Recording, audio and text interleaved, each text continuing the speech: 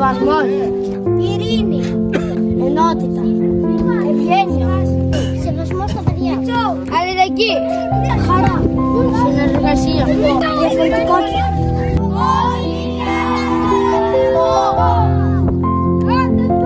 Χρώμα, θρησκεία, γλώσσα, καμία διαφορά. Είμαστε όλοι μία ομάδα. Αν θες να λέγεις νικητής, παίξε δίκαια και γίνεις σωστός αθλητής. Το fair play ξεκινάει από την καρδιά. Στο γήπεδο παρά, στο γήπεδο παιχνίδι, ο ρατσισμός δεν έχει θέση.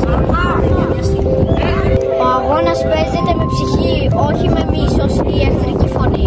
Παίζουμε με ψυχή, όχι με προκατάληψη. Δώσε πώς κάνει ασύς, το ρατσισμό πετάμε εκτός λίστας. Το μίσος χάνει αγάπη όμως αγάπη. Όποιο κι αν είναι το χρώμα στο δέρμα μας, η καρδιά μας θα πάει το ίδιο. Δώσε πάσα στην ισότητα.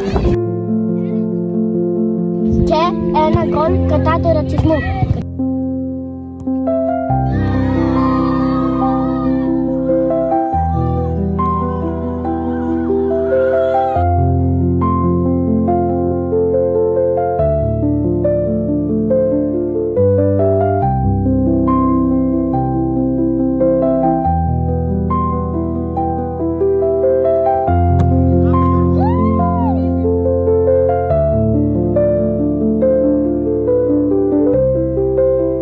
Διδάξτε τα παιδιά σας να βγάζουν κόκκινη κάρτα στο ρατσισμό.